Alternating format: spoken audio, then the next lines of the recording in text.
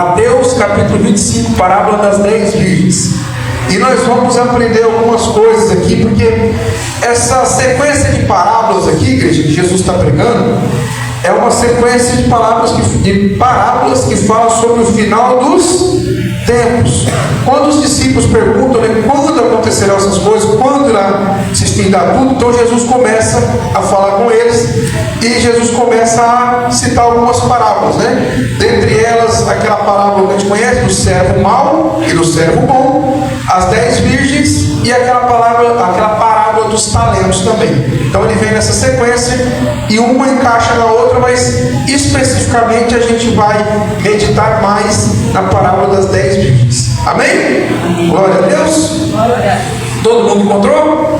Amém. Vamos fazer uma breve oração antes da gente iniciar. Pai, em nome do Senhor Jesus, nós estamos aqui essa manhã para compreender a sua palavra. Então fala conosco, abre o nosso entendimento, abre o nosso coração, que nós possamos não apenas compreender, mas que nós possamos compreender, acreditar, aceitar e praticar a sua palavra. Porque nós sabemos, Senhor, que a sua palavra é fonte de vida para nós. Então que em nome do Senhor Jesus nós possamos sair daqui esta manhã revigorados, transformados, renovados e com as forças totais, em nome de Jesus. Amém? Amém. Igreja, vamos lá fazer a leitura? Capítulo 25. Portanto, o reino dos céus será semelhante às 10 virgens que pegaram suas candeias, saíram para encontrar-se com o noivo. 5 delas eram sábias, mas outras 5 eram inconsequentes. As que eram inconsequentes, ao pegarem suas candeias, não levaram óleo reserva consigo. Entretanto, as prudentes levaram óleo em vasilhas junto com suas candeias. O noivo demorou a chegar, e todas ficaram com sono e adormeceram. Versículo 6. À meia-noite ouviu-se um grito: eis que vem o noivo, sai ao seu encontro. Então todas acordaram, foram preparar suas candeias. As insensatas recorreram às sábias: dai-nos um pouco do vosso azeite, porque as nossas candeias estão se apagando. Porém as sábias responderam: não podemos, pois assim faltará tanto para nós quanto para vós outras. Ide, portanto, aos que vendem e comprai. Mas saindo elas para comprar, chegou o noivo. As virgens que estavam preparadas entraram com ele para o banquete de núpcias, e a porta foi fechada. Mais tarde, todavia, chegaram as virgens imprudentes e clamaram: Senhor, Senhor, abre para nós a porta. Contudo ele respondeu: com certeza vos afirmo que não vos conheço. Portanto, vigiai, pois não sabeis o dia, nem tampouco a hora que o Filho do Homem chegará. Amém, igreja? Amém. Então, esta parábola, assim como as outras, é uma parábola que vai nos falar um pouco sobre a ordem do final dos tempos. Amém? Se nós pegarmos as 3 parábolas, nós vamos ver que há uma coisa em comum. Em todas elas há uma demora. O noivo, ou o Senhor, ele diz que vai, e ele vai voltar. Só que há sempre uma demora nessa volta, e as coisas acontecem justamente nesse tempo de espera. Amém? Para a gente poder compreender em que tempo a gente está vivendo, né? Qual que é o nosso posicionamento no tempo, no cronograma de Deus, a gente vai compreender isso meio que facilmente. Como foram as coisas, igreja? Primeiro houve a criação, sim ou não? Depois houve a queda do homem, lá em Gênesis, sim? Depois da queda, o que houve? Foi entregue os dias na mão de um povo, que é o povo judeu, o povo de Deus, né? Em preparação à vinda do Messias. E aí o que aconteceu, igreja? O Messias veio. Qual que foi o problema nessa primeira vinda do Messias? O povo judeu, eles estavam esperando um Messias que viesse reinar, um Messias que viesse atacar Roma, vencer Roma e reinar em Israel. Porém, o inimigo não era Roma, o inimigo não era a Babilônia, o inimigo não era os reinados, o inimigo daquele momento era o pecado. Amém? Então a primeira vinda de Jesus veio para vencer o pecado. E o pecado foi vencido aonde? Na cruz. Amém? Então Jesus veio, venceu o pecado, foi embora, deixou a terra na nossa responsabilidade, na responsabilidade da igreja, até que ele volte. Então nós estamos esperando a segunda vinda, porque a primeira já aconteceu. Então em que parte do tempo nós estamos? Entre a primeira e a segunda vinda. Amém? Nós estamos vivendo esse momento, que é basicamente aonde as noivas estavam, né? Esperando a vinda do noivo. Amém? Glória a Deus. Então a gente precisa compreender dessa forma, e a gente vai analisar a parábola vai nos mostrar, a parábola das 10 virgens, que as 10 virgens tinham muitas semelhanças. Amém? Dentre elas eu destaquei algumas. Por exemplo, todas eram iguais externamente, não é verdade? Você olhava para as 10 virgens, assim como você olha para a igreja hoje, você não sabe quem é quem, parece que é todo mundo igual. Você não consegue discernir, esse é salvo, esse não é salvo, esse é de Jesus, esse não é de Jesus, esse está pronto, esse não está pronto. Não. Exteriormente todo mundo é igual. Outra coisa, e isso é extremamente importante, todas foram convidadas para o casamento. Amém? Tem gente que acha que porque foi chamado, recebi um chamado e pronto, já estou no banquete. Cuidado, todas as 10 foram chamadas, todas as 10 foram convidadas. Amém? Porém, 5 eram prudentes e 5 insensatas ou imprudentes. Amém? E aí, o que mais, igreja? Uma coisa importantíssima: todas tinham a candeia, ou a lanterna, ou a lâmpada. Sim ou não? Todas tinham a candeia. Isso me refere a quê? O que refere a candeia? Isso está dizendo de estrutura. Então todas tinham estrutura. O que é estrutura? A condição, né? A condição é igual para todo mundo. Então não tem como falar assim: eu não estou firme porque fulano vai no culto e eu não tenho culto. Um tem palavra, não tem palavra. Eu tenho Bíblia, o outro não tem Bíblia. Eu posso jejuar, o outro não pode. Não. Todos nós temos as mesmas condições. Usufruímos da mesma estrutura. Então, a lâmpada ou a candeia, o que ela é? Ela é a condição, é a estrutura. E hoje nós temos muita estrutura. Amém? Nos mostra também, igreja, outra coisa interessante, que em determinado ponto todas estavam cansadas e todas dormiram. Amém? E às vezes a gente vê várias explicações, né, sobre essa questão de dormir, mas um famoso pregador, John Piper, ele dá uma explicação interessante sobre essa questão. E eu achei muito interessante, porque na verdade elas dormiram porque estavam cansadas. E todo mundo, igreja, dorme quando está cansado. Por quê? Aqui nós não estamos falando de 5 super crentes e 5 crentes relaxados. Não, nós estamos falando de crente que trabalha, crente que estuda, crente que é mãe, crente que tem seus afazeres, né? Crente que cansa. Então é natural a gente cansar, e é natural também a gente dormir. O que vai mudar?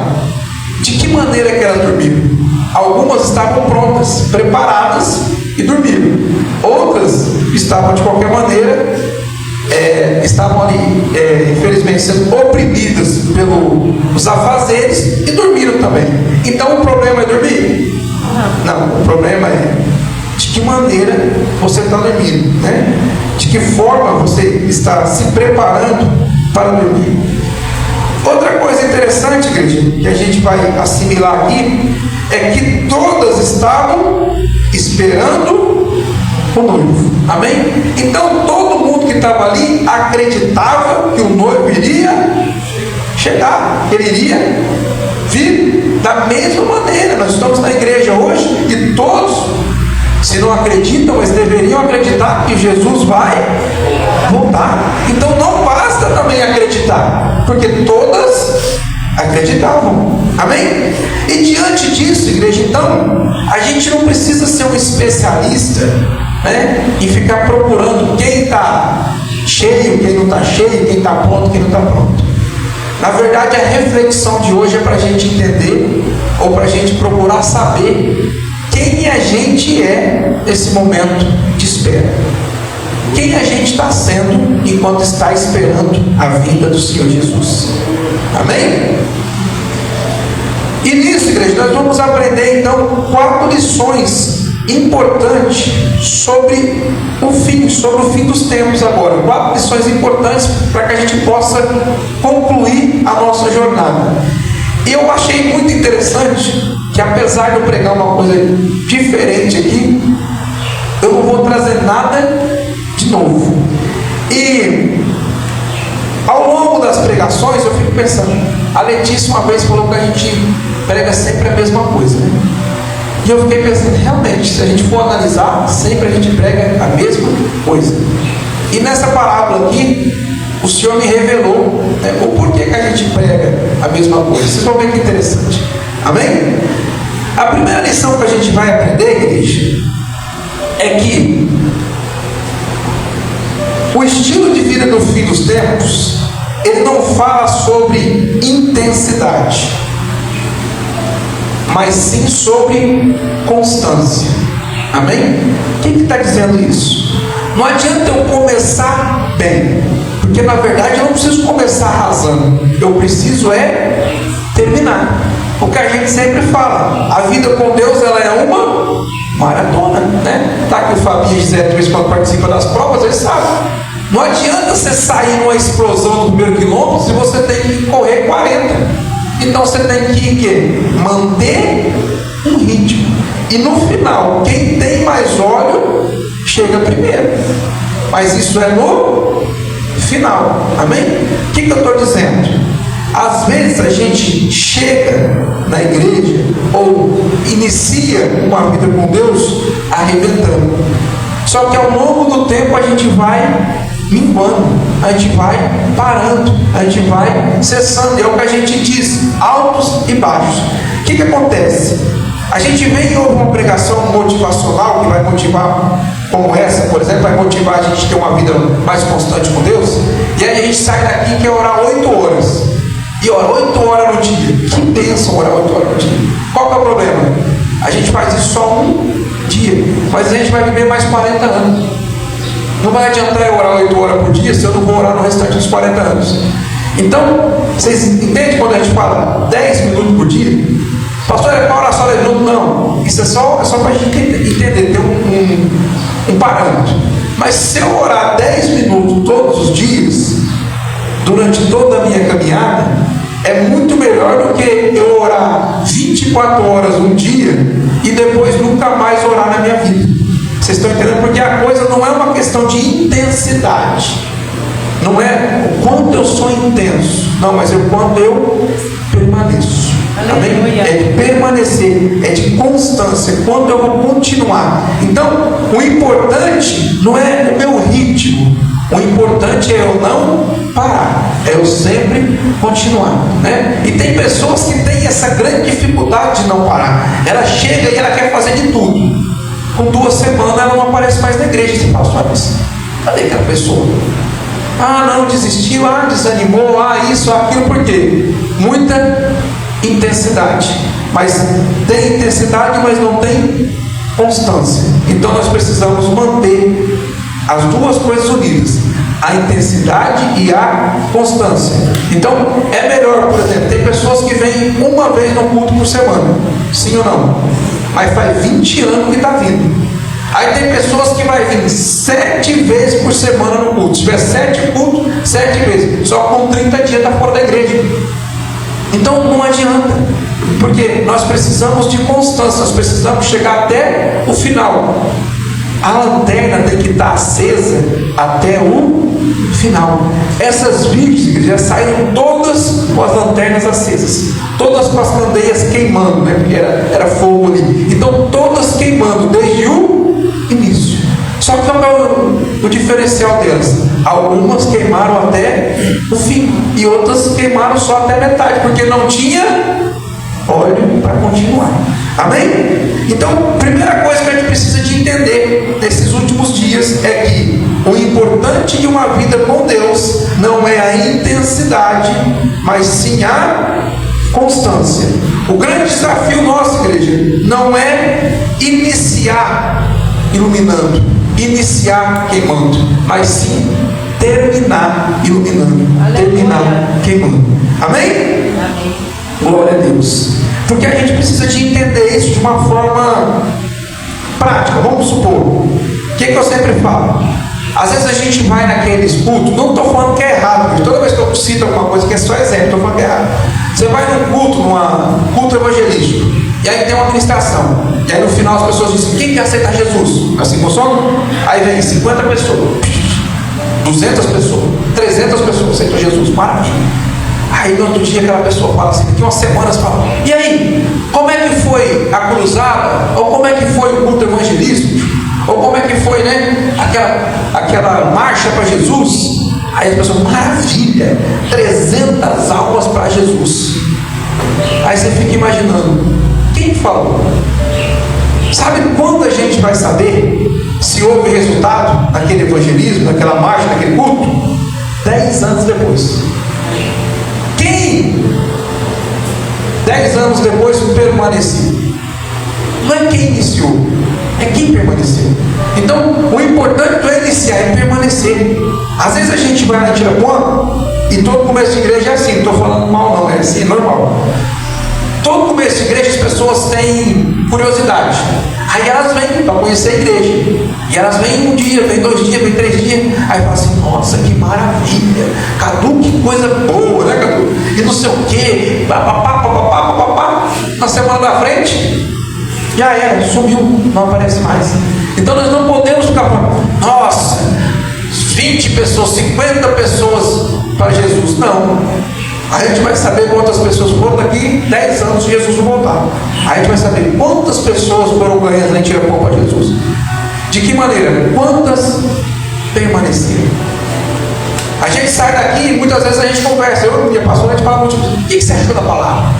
Aí você fala: toda a palavra de Deus é boa, mas essa foi muito boa. Aí às vezes os irmãos também comentam: nossa, viu que palavra? Não sei o quê. Como é que a gente sabe se a palavra foi boa ou não? Daqui 2, 3 anos. Será que pôs em prática a palavra? Se pôs em prática a palavra foi boa. Se não pôs em prática, não virou nada. Então nós nunca sabemos o que vai acontecer imediatamente. É sempre numa constante, sempre depois, sempre lá na frente. Será que deu certo? Quando a gente vai saber que deu certo? Lá na frente. Porque sair com a lâmpada acesa, todo mundo sai. Amém? Outra coisa importante, igreja, que a gente precisa de entender. Então, essa primeira parte nós entendemos, né? Jesus é bem claro nisso. Os vencedores são aqueles o quê? Que permanecem até o fim. Não adianta dar um tiro de 10 metros em alta velocidade e morrer. É permanecer até o fim. Amém? Uma coisa importante também a gente vai ver no versículo 8 aí da parábola. Vamos lá? Olha só o que diz o versículo 8. As insensatas recorreram às sábias: dai-nos um pouco do vosso azeite, porque as nossas candeias estão se apagando. Amém? Uma coisa que a gente precisa de entender de uma vez por todas, porque a gente depende do que não devia depender e quer ser o 10 do que deveria depender. Amém? Como assim? Vou explicar. Versículo 8. Não adianta andar com pessoas cheias do óleo, cheias de azeite. Por quê? Porque azeite não se empresta. Amém? Então coloca isso aí na sua cabeça. azeite não se empresta. Porque você está vendo muita gente que muitas vezes está ficando pelo caminho, está desanimado, está se acabando, porque está emprestando o seu azeite. Presta atenção, você empresta seu azeite agora, quando o noivo chegar, não vai ter nem para você e nem para quem você emprestou. Amém? Então fica atento com isso. As pessoas, elas não querem ter um trabalho de comprar o azeite, elas querem pegar do nosso azeite. Então fica atento com o seu azeite. Sabe por quê? Às vezes a gente acha que está levando uma porção de azeite que dá para a gente chegar até o final, mas o que eu tenho percebido nos dias de hoje é que a gente só está levando o azeite diário. Amém? Não entendi, pastor. É fácil. Eu vou pregar amanhã. O que eu faço? Vou orar hoje, porque eu vou pregar amanhã. Azeite diário. Eu estou com uma enfermidade, então eu vou orar porque eu estou com uma enfermidade. Eu vou jejuar porque eu estou passando por um momento difícil. Tudo que eu estou gerando de azeite, eu estou gastando. Eu vou meditar na palavra porque eu vou pregar amanhã? Não, porque eu estou me enchendo de azeite. Eu vou jejuar a semana inteira porque eu vou fazer um evangelismo? Não, porque eu estou me enchendo de azeite. Eu vou nos cultos? Ah, porque eu estou precisando de alguma coisa? Não, porque eu estou me enchendo de azeite. Eu estou me consagrando. Ah, para fazer uma grande batalha espiritual? Não, porque eu estou me enchendo de azeite. Isso é o azeite de sobra. Então presta atenção. Quando a gente vai levar um óleo, tem um óleo que a gente vai gastando durante toda a nossa vida. Mas não é desse óleo que a palavra está dizendo. A palavra está dizendo que a gente tem que levar um óleo a mais, um óleo extra. E é desse óleo que eu estou dizendo que está faltando na igreja. É o óleo extra. Aí muitas vezes a gente não tem nenhum extra e ainda pega o nosso e dá. Aí pronto. Então, e outra coisa, às vezes a gente acha que porque a gente está perto de pessoas que têm óleo, a gente está garantido. Aprenda, óleo não se empresta. Você pode estar andando do lado de um tanque de óleo. A hora que chegar no momento que você precisar, o tanque de óleo vai falar para você, ó, vai comprar. Sabe por quê? Porque o azeite não se empresta. Não é que a pessoa ela não quer te emprestar o azeite, é que o azeite não se empresta. O azeite você tem que ir buscar. O que eu estou dizendo? Eu não posso orar por você, eu não posso jejuar por você, eu não posso ler a Bíblia por você. Isso você vai ter que fazer por si mesmo. Amém? Então nós podemos ter o quê? Até a estrutura. Eu posso pregar para vocês aqui todos os dias. Você vai falar, vamos fazer culto segunda a segunda? Vamos. Se alguém não pode vir durante o dia, vamos fazer um culto durante a noite? Vamos. Então a gente pode mudar a estrutura, pode organizar a estrutura, pode pregar a palavra, mas o azeite eu não posso comprar para você. O azeite você vai ter que buscar, você vai ter que comprar. Você e eu, todos nós precisamos, nós mesmos buscar o nosso azeite. É impossível alguém fazer isso por nós.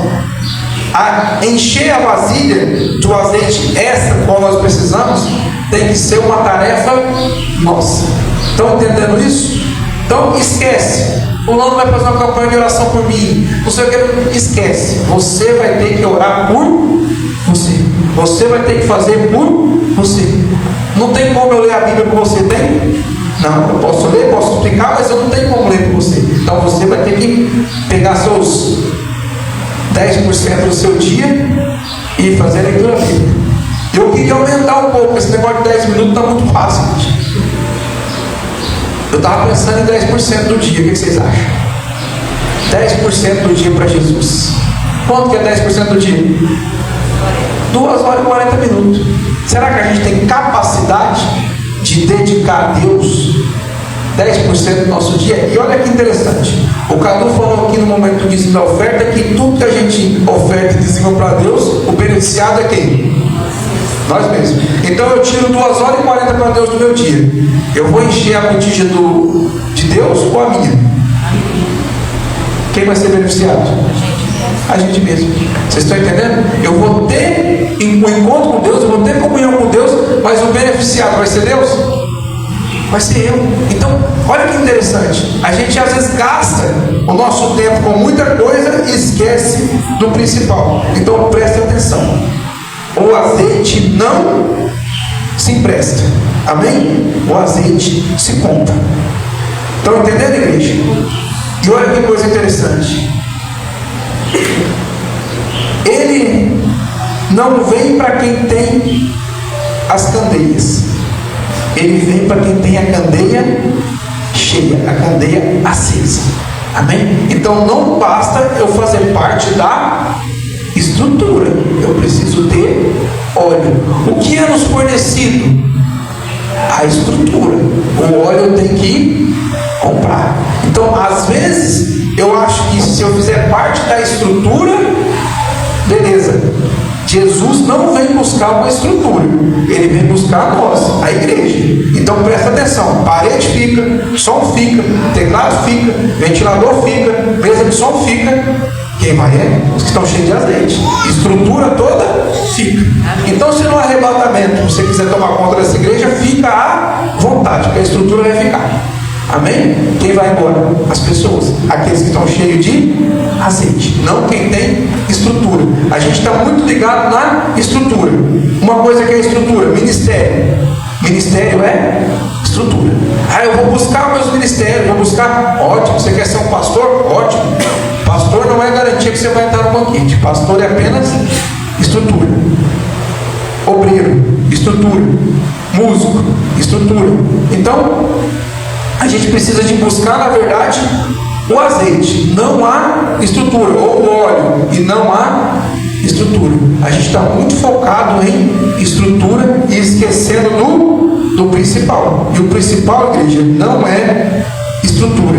O principal é o quê?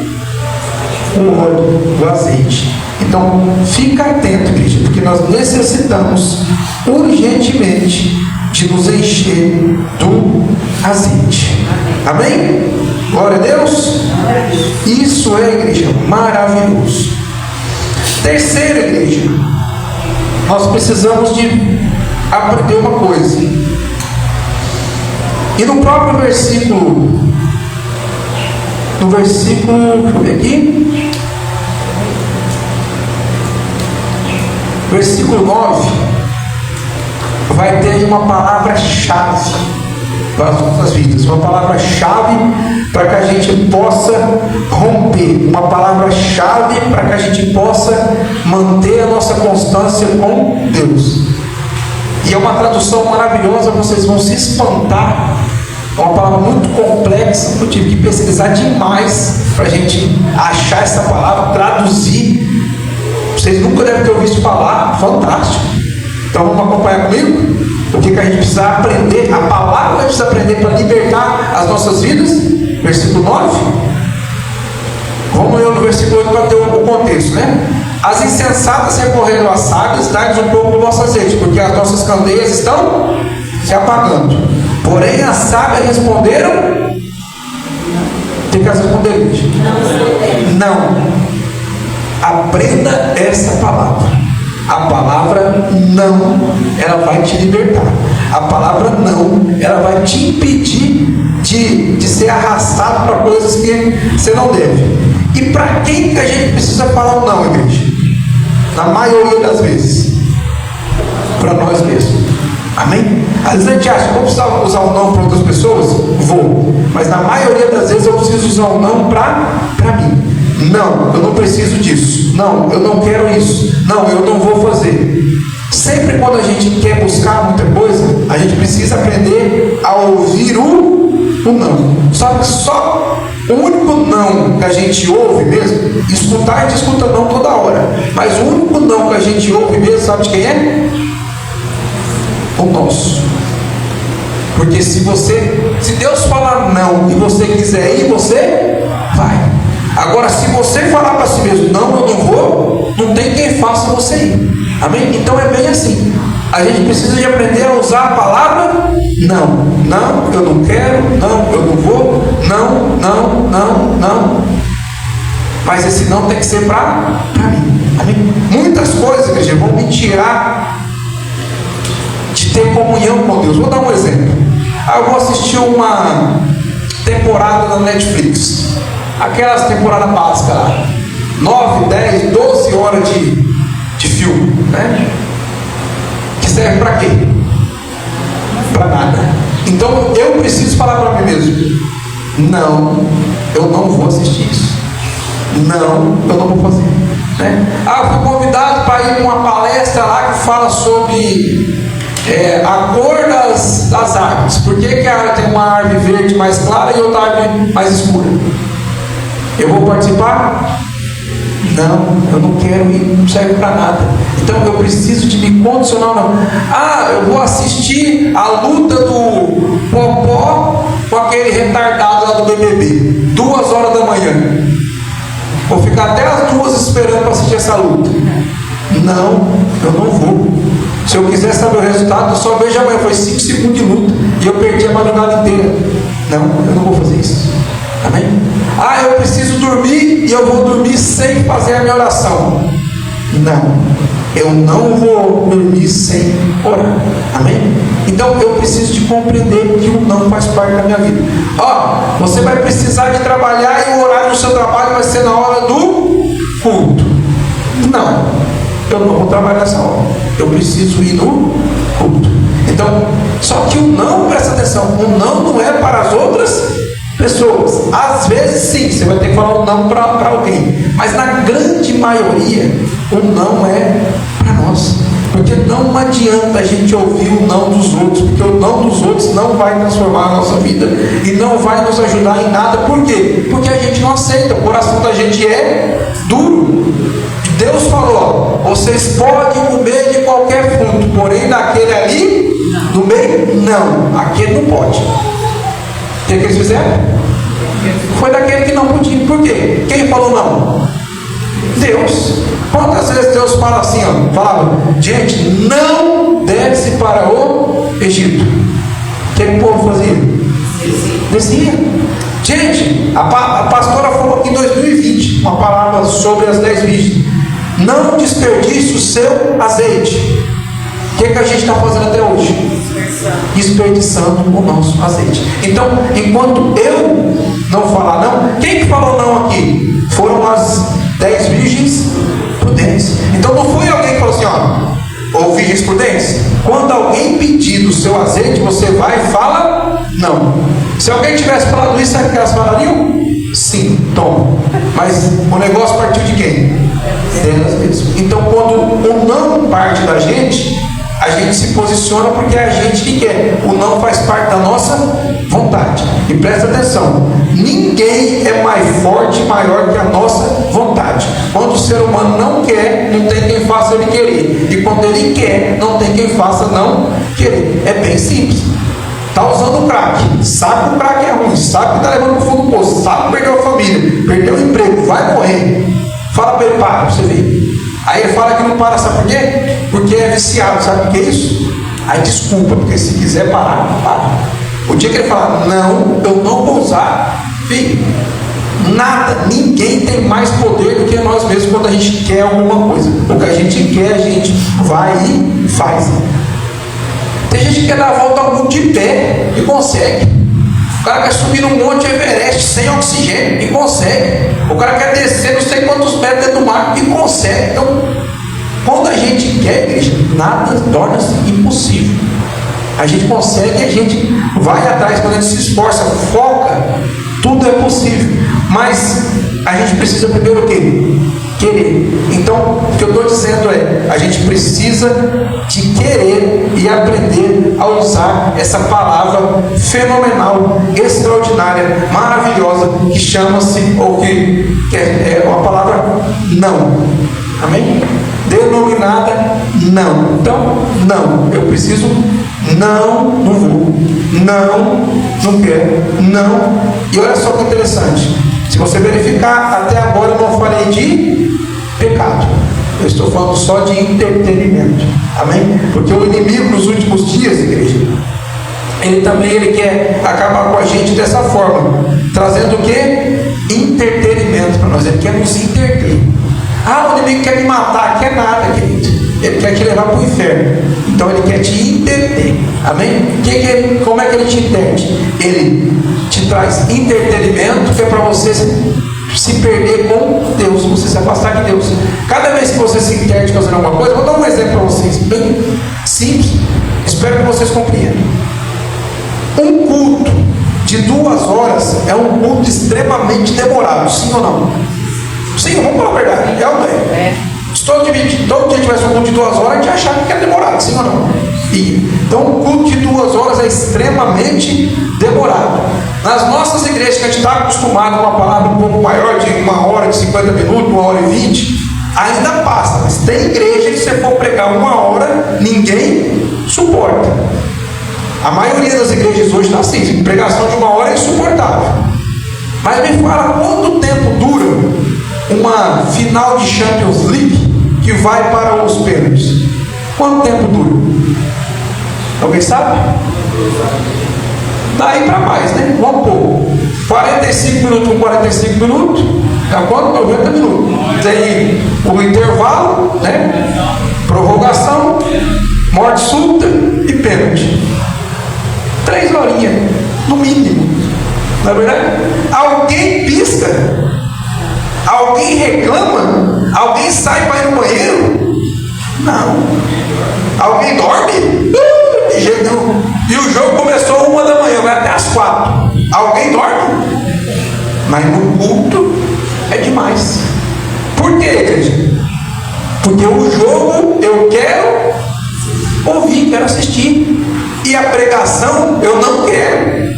Então presta bem atenção, não basta fazer parte da estrutura. Eu preciso de ter azeite, eu preciso de ter óleo. Estão entendendo? Pastor, você está dizendo que é proibido assistir o jogo? Não, eu só estou dizendo que você precisa dar a mesma intensidade para as coisas de Deus. Amém? É só isso. Amém, igreja?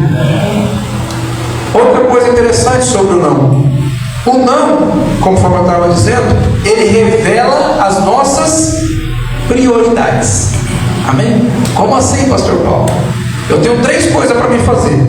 2 eu preciso falar não para me fazer a terceira. Então, os meus nãos revelam a minha prioridade. Não é isso? Estou lá os meninos mais jovens. Aí eles falam assim: quarta-feira está tendo o campeonato da Tia Ponte de futsal. Como é que chama? Atuação? Como? Chama Copinha. Copinha que chama? É o Janeirão, isso aí, Janeirão. Estamos lá no Janeirão, quarta-feira, eu estava entendendo o que estava falando. Aí, que hora começa lá o Janeirão? 7 horas, que hora começa o culto? Mesmo horário. Aí eu preciso te falar não para uma das coisas, né? Vamos no culto. Ou eu falo não para o culto, ou vamos para o jogo. E eu falo não, então eu preciso falar não para alguém, não preciso? Não tem como eu estar lá no Janeirão e estar lá no culto ao mesmo tempo, tem? Não tem, então eu preciso falar não para alguém. Então o meu não vai definir a minha prioridade, né? Eu vou ter que escolher, ou eu falo não para o Janeirão, ou eu falo não para o culto. É uma escolha. Para que eu vou falar meu não? Então vocês entendem que o não ele é fundamental? Aí tem gente que é pior, ele quer ser o Deus, ele quer estar nos 2 lugares. Aí como que ele está nos 2 lugares? Ele vai para o culto, mas a cabeça dele está onde? Lá no Janeirão. Aí ele não está nem vendo o jogo, nem vendo o culto. Esse aí está morto, fodeu. Então, entre uma coisa e outra, faz o que você vai estar presente. Se for para você estar no culto e a sua cabeça lá na quadra, vai para a quadra. Porque não vai, a estrutura não muda nada. Então não basta você estar na igreja se a sua cabeça está lá. A estrutura não muda nada. Então, toda vez que eu venho no culto, eu preciso estar onde? No culto. Por isso eu preciso de participar. Se eu estou aqui, eu preciso participar. Senão eu ficava em casa, né? Assistindo pela live. Lá não precisa participar. Tem gente que participa mais pela live que a gente está aqui. Amém? Então, entenderam isso, né? Os nossos nãos revelam as nossas prioridades. E presta atenção, igreja. Nada pode roubar a nossa prioridade. E a gente precisa entender o seguinte: nós precisamos priorizar aquilo que é eterno. Mas a gente está priorizando aquilo que é passageiro, aquilo que se desgasta, aquilo que some, aquilo que se perde, aquilo que se corrompe. Nós não podemos priorizar as coisas passageiras. Nós temos que priorizar aquilo que é eterno, porque a eternidade é onde nós vamos passar o restante da nossa eternidade. É lá na eternidade. É lá que nós vamos morar. Amém? Para quem? Para todo mundo. Todo mundo vai viver eternamente. Amém? O problema é aonde que a gente vai viver. Você já ouviu aquela expressão, e eu aprendi isso recentemente, que todos os caminhos levam a Deus? Isso é maravilhoso, e todo caminho leva a Deus. Né? O problema é o seguinte: de que maneira você vai chegar diante de Deus? Porque todo mundo vai chegar diante de Deus. A palavra de Deus: todo joelho se dobrará e toda língua confessará. Todo mundo, não escapa ninguém. Então, eu vou para Deus. Vai. O problema é de que maneira você vai chegar diante dele. E dali para frente, para onde você vai? Esse é o complicado. Amém? Será que você estava priorizando as coisas de Deus? Ou será que você estava priorizando as coisas do mundo? Será que você está priorizando o que é eterno? Ou priorizando o que é passageiro? Quer que eu te fale uma coisa? Às vezes a gente é convidado para algo. Vou dar um exemplo bem fácil para a gente compreender. Amém? Pastor, por que você está dando a ênfase para o culto? Porque eu entendo que o nosso culto é um culto a Deus. E se o culto é a Deus, quem precisa estar aqui? Quem precisa? Deus. Então, se Deus está aqui, o que tem de mais importante para mim em outro lugar? Prioridade. Mas por que eu entendo que às vezes o culto ele não é prioridade para mim? Porque no íntimo eu não creio que Deus está no culto. Para mim, eu olho isso aqui, né? Então, não é um monte de gente louvando, um monte de gente ouvindo a palavra, e pronto, é só mais uma palestra motivacional. Deus não está lá. Então eu não preciso priorizar isso, porque tem palestra no domingo, tem palestra na terça, palestra na quarta, na quinta, na sexta, no sábado, todo dia tem palestra. Então é só mais uma palestra. Agora o dia que eu coloco no meu coração, não, Deus está me esperando. Aleluia. Aí isso torna prioridade para mim. Não é verdade? Eu marquei um encontro com Deus. Deus está ali. Você imagina, nós estamos aqui hoje, naturalmente, e nós ficamos sabendo que Jesus, agora ele não vai voltar mais, mas no tempo que Jesus estava visitando, não, Jesus está ali naquela praça. Igreja, eu estou para lá, sim ou não? Eu estou lá na minha casa, de repente eu preciso saber, não, Jesus está lá na praça central. Eu vou ficar fazendo o que em casa? Não é verdade? Agora, nos dias de hoje, se falar para mim, Jesus está lá na praça central, eu vou? Não, porque eu sei que é mentira. Amém? Porque nos últimos dias dirão, olha ele lá, olha ele lá, olha ele lá. Agora também os que estão desavisados, que não lê a palavra, vai lá atrás aí. Então, eu preciso de entender o quê? Quais são as minhas prioridades. Amém? Eu preciso dar importância, ou minha prioridade precisa ser naquilo que é eterno e não naquilo que é passageiro, né? Se o meu trabalho me impede de ter um relacionamento com Deus, qual que é a minha prioridade? Tem que ser Deus. Mas eu acho difícil nos dias de hoje alguém que substitui. Se os meus relacionamentos impedem a minha vida com Deus, o que é prioridade? Mas eu acho difícil que nos dias de hoje a gente trocar. O que eu estou dizendo aqui não é que eu estou acusando ninguém, não, é só para a gente meditar. Amém? Cada um examine-se, pois, a si mesmo, depois coma do pão e beba do cálice. É só para a gente já ir meditando até a Santa Ceia. Amém? Amém. E por último, igreja, não menos importante, o versículo 12 vai dizer assim, ó, elas vão chegar, as virgens atrasadas, né? Versículo 11, bater a porta, e no versículo 12, Jesus vai dizer assim, ó, contudo ele lhes respondeu, com certeza vos afirmo que não vos conheço. O que a gente precisa entender aqui, igreja? Ter informação não é conhecer. Amém? Ter informação não é conhecer. Eu vou exemplificar de novo falando sobre futebol, porque isso é muito prático para nós. A maioria dos jovens que estão... Eu não conheço, porque eu já fiquei velho, mas quando é novo a gente sempre... né? Então, a maioria dos jovens que estão aqui, eles conhecem o Messi. Eles têm informações sobre o Messi e sobre o Cristiano Ronaldo. Sim ou não? Tem, Luan? Tem sim, rapaz, vai me capiar. Você não sabe o que é o Messi nem o que é o Cristiano Ronaldo? Você sabe que time que ele joga? Lógico que sabe, rapaz. Vai tentar de tampar o meu lado? Pra cima de mim aí. Quantos desenhos que eu já vi o seu do Cristiano Ronaldo? Você desenha quem você nunca viu, quem você não sabe quem é. Pra cima de mim, querido. Fala a verdade, isso aqui não tem nada a ver não. É tranquilo, não vou te questionar não. Eu só estou dando um exemplo. Amém? Então tem muita gente que a gente tem informações. Então às vezes a gente sabe quem é, a gente sabe quantos filhos tem, quantos, no caso do jogador, quantos gols fez, a gente sabe, né, se ele, em que posição ele joga, em que time ele está, para onde ele vai, se tem contrato assinado, se não tem contrato assinado, sabe ou não sabe? Sabe? Às vezes vamos tirar então os meninos, né, que estão envergonhados, não foi vergonha saber do jogador, não, isso é normal, filho. Normal. Aí, por exemplo, as mulheres sabem da vida dos famosos, sabe?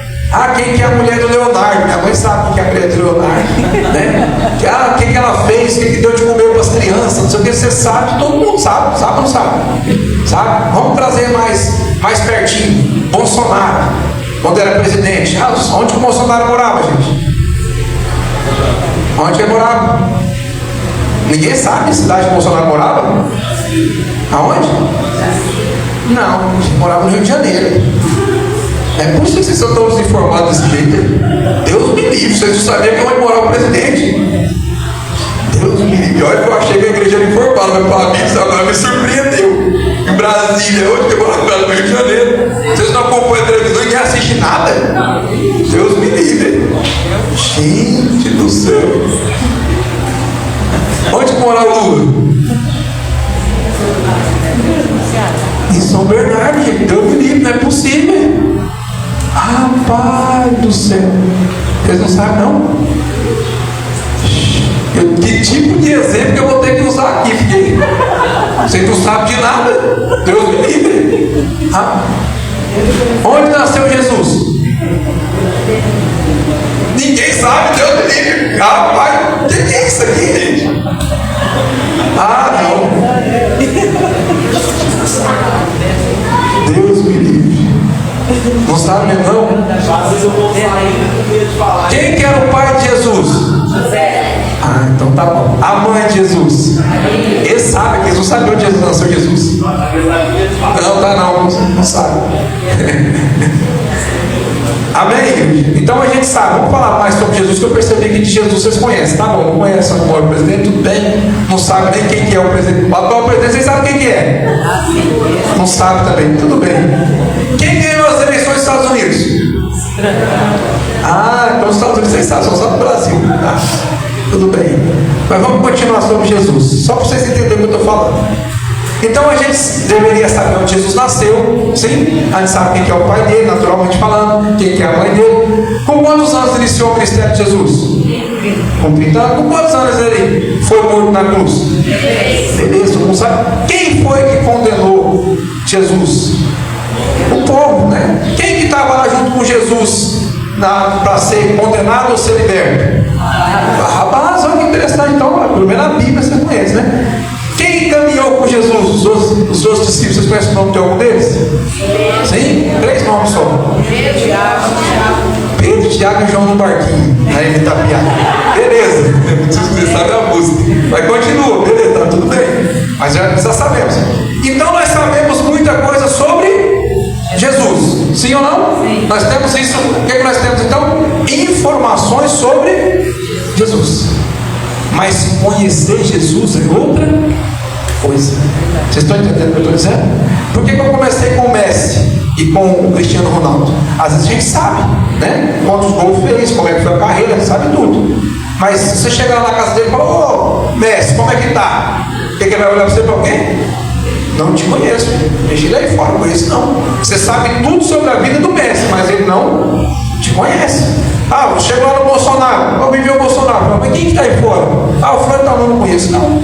Não, mas eu sei quem é a esposa dele. Eu sei onde ele mora. Eu sei quantos anos ele governou. Eu sei muita coisa sobre ele. Você tem muitas informações, mas você não o conhece. Está entendendo o que eu estou dizendo? Então, hoje em dia, nós temos muitas informações sobre Jesus. Mas ter informações sobre Jesus é uma coisa. Conhecer Jesus é outra. Quem foi Jesus? Jesus foi um homem que veio da Galileia, então ele iniciou seu ministério com 30 anos, e ele fez muitos milagres, e ele curou pessoas, e ele evangelizou, e depois ele foi acusado injustamente e morreu na cruz pelos nossos pecados, então o véu se rasgou e hoje nós podemos entrar, e aquela época era a época da lei, e agora nós vemos pela graça, e bababá, e maravilha, temos muitas informações. O que eu estou dizendo com isso? As noivas sabiam que ia ter um casamento, elas sabiam quem era o noivo, mas o noivo disse no final que não as conhecia. Vocês estão entendendo? Não basta, gente, a gente ter informações, a gente precisa de conhecer. Não basta a gente ter conhecimento adquirido, a gente precisa de intimidade. Amém? Conhecimento adquirido vem com o tempo. Amém? Agora, a intimidade vem com andar junto. Vocês estão entendendo o que é isso? Intimidade. Uma coisa é eu conhecer. Eu vou dar um exemplo para vocês básico. Às vezes a pessoa fala assim: eu conheço o pastor Paulo. O que você conhece? Ele é pastor e ele trabalha na prefeitura. A pessoa não conhece? Ela tem só informação. Agora, tem uns que olham para minha cara e sabem, quando eu faço assim, o que eu vou fazer? Esse me conhece? Esse conhece. Esse tem intimidade. O Caduzinho, quando eu olho o que vai acontecer, ele já sabe. Tem hora que você tem que falar. Eu olho, a pessoa já sabe. Tem vezes que ele se engana, que quando eu faço uma cara séria, eles pensam que eu não estou gostando, é que eu estou prestando atenção. Mas, de qualquer maneira, as pessoas, então, quando você tem relacionamento, você tem mais intimidade, você conhece a pessoa, não é verdade? A gente conhece, sabe o que a pessoa gosta, sabe o que a pessoa é, sabe quem ela é verdadeiramente. Amém? Se eu falar aqui para vocês, para alguns, qual que é o sabor de pizza que o pastor Paulo gosta? Muitos vão saber, por quê? Conhece, já teve presente, já teve junto. Então, conhece. Eu sei, saber é uma coisa, informação é uma coisa, conhecer é outra coisa. Então a gente não precisa de muitas informações sobre Jesus, a gente precisa conhecer Jesus, porque na verdade ele vai deixar entrar para dentro quem ele conhece, e não quem tem informação sobre ele, porque a informação sobre ele, todo mundo tem. Amém? E de que forma a gente conhece Jesus? Através de intimidade com ele. Amém? Isso aqui, igreja, não é intimidade, isso aqui é conhecimento. Amém? Então isso aqui são conhecimento adquirido. Quando a gente vem para a igreja, a gente tem informações sobre quem é Jesus. Amém? O Jó, ele fala que antes de passar por tudo aquilo, antes dele conversar com Deus, antes dele ter intimidade com Deus, ele dizia o quê? Eu conhecia Jesus só de ouvir falar. Hoje eu te conheço face a face. É diferente uma coisa da outra. A Raabe, ela ouviu falar de Jesus, ela tinha informações que o povo que vinha atacar era um povo forte, poderoso, guerreiro. Jesus tinha aberto o mar vermelho para ele sair, então ela tinha muita informação. Mas quando ela passou a conviver com o povo de Deus, aí ela começou a conhecer esse Deus. Amém? Então uma coisa é ter informação, outra coisa é conhecer. E a gente precisa o quê? De intimidade, de conhecer. E para conhecer, igreja, uma pessoa, a gente precisa de ter o que com ela? Um relacionamento. Amém? Só conhece uma pessoa quem tem um relacionamento com ela. Amém? Ao contrário disso, a gente tem informações. Não é assim? Quando a gente vai iniciar um namoro, aí a gente faz as perguntas para ter o quê? Informação. Primeira informação importantíssima: é solteiro? Essa é uma informação muito importante, né? Então, é solteiro? Isso é uma informação. Qual o nome dela? Qual o nome dele? Outra informação: é filho de quem? Quem que é os parentes? Mora onde? Quantos anos tem? Tudo isso é informação que essa pessoa. Aí você vai lá visitar na casa dela, pergunta: gosta de cozinhar? Gosta, é bravo, tudo isso é informações. Mas conhecer é intimidade. A gente fala que só conhece uma pessoa quando a gente mora junto com ela. Então, conhecer quem está junto. Às vezes o filho ou a mãe não conhece Um filho. Faz 40 anos que ela saiu de casa. Você não conhece seu filho dele. Sabe quem conhece ele? A esposa. Ah, meu filho é tão bonzinho, às vezes é um cavalo. Mas a mãe não sabe, né? Por quê? Não tem convívio. É igual nos dias de hoje. Ah, meu filho é tão quietinho, nem sabe por quê. 6 horas da manhã foi para creche. Saiu da creche, foi para escola. Você só vê seu filho dormindo. Como é que você sabe se ele é bonzinho ou não? Você tem convívio com ele. Aí tão educado, não sabe, só vê dormindo. Quem vai saber? Quem tem convívio. Então, às vezes, o professor tem mais convívio que seu filho. Às vezes, a monitora da creche tem mais convívio com seu filho do que você mesmo. Então, quem vai conhecer seu filho? Você ou quem tem convívio com ele? Quem tem convívio. Então, é relacionamento. Quem se relaciona com as pessoas, esses vão saber quem você verdadeiramente é. Você não consegue se esconder de quem você convive. Você consegue mentir para quem não te conhece, né? Eu consigo vir aqui e falar um monte de coisa. Aqui eu não consigo não, porque vocês me conhecem. Mas um pouco eu vou pregar lá em Franca. Aí lá eu já consigo falar um monte de coisa, assim ou não? Consigo, ninguém me conhece. Mas aonde a gente tem convívio, aí fica difícil, né? Aonde a gente tem convivência, onde a gente tem intimidade, onde a gente tem relacionamento, aí é diferente. E para ter relacionamento com o Senhor, é através de quê? Jejum, oração e leitura bíblica. No tempo reservado. Lembra? Os 10% do nosso tempo? É aí que a gente vai conhecer Jesus. Pastor, eu não tenho esses 10%. Que pena, vou te falar uma coisa que talvez te deixe triste essa manhã. Mas não é para te entristecer, é para te encorajar. Talvez você já esteja aqui na igreja há muito tempo. Talvez você tenha muitas informações.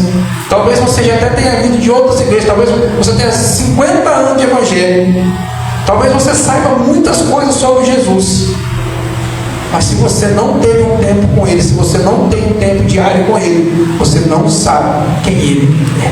Você apenas tem informação sobre Jesus. E informação, todas as 10 tinham. Vai ter um casamento. Todas elas sabiam. O noivo está vindo. Todas elas estão sabendo. Eis que ouve-se o grito. Todas elas ouviram. Informação não muda a vida de ninguém. O que muda a nossa vida com Deus? Relacionamento, intimidade. Amém, igreja? Um outro grande sinal do fim dos tempos é o engano. Ah, é, pastor? É. Aonde está acontecendo o engano nos dias de hoje, igreja? Principalmente para os filhos do Senhor. Na igreja. Por quê? A palavra de Deus diz que o inimigo quer enganar, ele quer tirar do caminho, de preferência, os crentes, os salvos. Então, dentro da igreja tem muito engano. Por que a gente é enganado dentro da igreja? Porque a gente tem informação e não conhecimento. Se alguém disser assim, isso é obra de Deus. Se eu conheço Deus, se eu conheço Jesus, eu sei se é obra dele ou não. Mas se eu não conheço, eu tenho dúvida. Ah, eis ele ali, eis ele aqui. Se eu tenho conhecimento de quem é ele, eu sei se é ele ou não. Então, quando eu conheço, é diferente. Ah, o mover do Espírito Santo aqui. Como é que eu sei se é do Espírito Santo? Eu tenho conhecimento. Eu conheço ele, eu sei que é ele. Agora eu não conheço, eu só tenho informação, então eu tenho que analisar. Será que é? Será que não é? Eu não conheço. Eu preciso de conhecer. Amém? É bem simples. Pastor Paulo está organizando uma festa junina gospel. É o pastor Paulo que está organizando? Por quê? Vocês conhecem, vocês sabem que não é. Agora, quem não conhece o pastor Paulo, só vê o outdoor. Pastor Paulo de Arimateia organizando uma festa junina gospel. Vamos lá. Pastor Paulo é gente boa. Está organizando, então porque o negócio é de Deus. Vamos lá. Ou seja, não tem conhecimento, não tem convivência, não tem intimidade, não sabe quem é o pastor Paulo. Porque se soubesse quem é o pastor Paulo, saberia que ele não ia fazer uma festa dessa. Então, com Jesus é a mesma coisa. Quando eu sei quem é ele, quando eu tenho conhecimento dele, não me deixa se enganar. Eu não sou enganado. É bem simples. A gente conhece a pessoa, então aquelas pessoas que é para frente, né? Vamos dar um exemplo. Menino para frente, fala demais. Aí alguém diz assim, ó, seu filho não para de falar nada na escola. Você sabe que seu filho não para de falar, você vai, opa, realmente deve ser meu filho. Agora, seu filho é quietinho, quase não fala com ninguém. O seu filho não para de falar. Você fala, será que é meu filho mesmo? Ele não para de falar, será que ele não fala quase nada? Então, é a essência, a gente conhece a essência do nosso filho. Meu filho não gosta de não gosta de abacaxi. Ixi, lá na escola seu filho é o que mais come abacaxi. Você fala assim, não é meu filho não come abacaxi. Eu conheço ele não come abacaxi. Com Jesus da mesma forma. Essa obra do Espírito Santo, essa não é do Espírito Santo, foi Jesus, não foi Jesus. Como é que eu não sou enganado? Eu conheço ele. Se eu conhecer ele, aí eu não me permito ser enganado. Porque nos últimos dias, igreja, o engano vai vir sobre muitos. E aquele que não conhece Jesus, infelizmente, vai ser enganado. Amém? Vamos então orar e agradecer a palavra do Senhor.